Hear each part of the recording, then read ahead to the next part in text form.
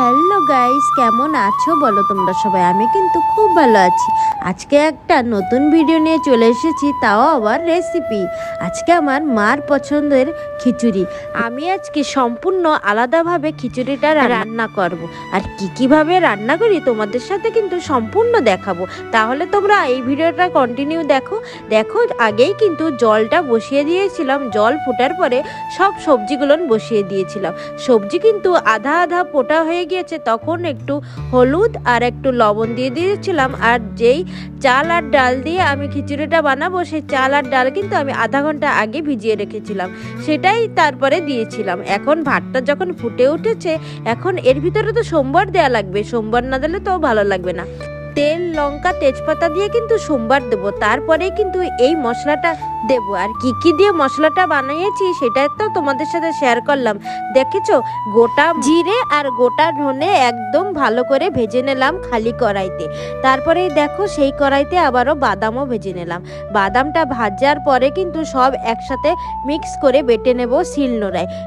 Butter পরে কিন্তু এই মশলার ভিতরে দিয়ে দেবো। তার আগে কিন্তু একটু ফুটন দেওয়া লাগবে, মানে ফোড়ন মানে এই ফোড়ন আর হলো সোমবার একই কথা, তাই আমি ভুলে যাচ্ছি, গোলমাল হয়ে যাচ্ছি, তোমরা একটু ম্যানেজ করে নিও।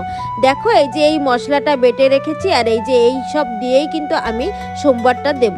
এই যে তেজপাতা আর হলো একটু শুকনো লঙ্কা না দিলে না গন্ধটা ঠিক ভালো আসে না।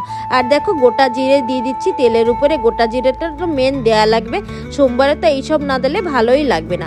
আর দেখো, এই যে আমি একটু কুচি কুচি করে আদাটা কেটে রেখেছিলাম, সেই আদাটাই কিন্তু এখন তেলের উপরে ভেজে নিচ্ছি। তেলের উপরে ভালো করে আদার গন্ধটা ছাড়ার পরে কিন্তু এই যে টমাটো দিয়ে দিচ্ছি। এখন টমাটোটা একদম মিশে যাবে, মানে একদম সিদ্ধ হয়ে যাবে, তারপরে কিন্তু এই খিচুড়ির ভিতরে দেখো দিয়ে দিচ্ছি। টমাটোর একদম ভাজা হয়ে যাওয়ার পরে কিন্তু এই যে খিচুড়ির ভিতরে দিয়ে দিচ্ছি। কেমন লাগছে রেসিপিটা অবশ্যই কিন্তু কমেন্ট করে জানিও। এইভাবে কিন্তু তোমরা বাড়ি বসে খেতে পারো খিচুড়ি বানিয়ে।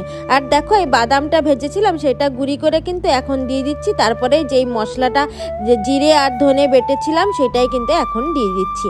জানো তো, আজকে হলো আমার মাকে সারপ্রাইজ দেওয়ার জন্যই কিন্তু আমি এই খিচুড়িটা রান্না করলাম, কারণ আমার মা এইসব খেতে খুবই ভালোবাসে। আর আমার মা কিন্তু আজকে আমার কাছে আসছে, তাই ভাবলাম যে কি দিয়ে দেব মাকে, কি দিলে আমার মা খুশি হবে। তাই ভাবলাম যে এই খিচুড়িটা বানিয়ে আমার মাকে একটু সারপ্রাইজ দিই। আগে ভেবেছিলাম ফ্রাইড রাইস বানাবো, তাই আর হলো না ফ্রাইড রাইস বানানি, তারপরে খিচুড়িটাই কিন্তু করলাম। আর এখন আমি টেস্ট করে জানাবো হয়েছে। অবশ্যই তোমরা একটু এইভাবে চেষ্টা করো খিচুড়ি বানাতে, খুব ভালো লাগে, করতে পারো। বাই বাই সবাই।